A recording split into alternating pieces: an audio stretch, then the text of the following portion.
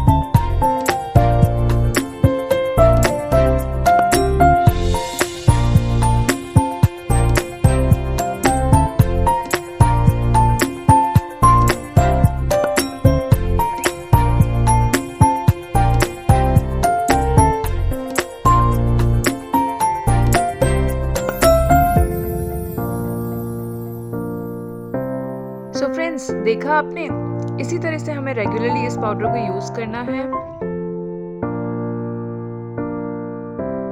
I'll drop a link to the description box. You can check out the video and find out how to make this powder very easily at home.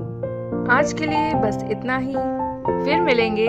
तब तक के लिए have a good day and happy planting.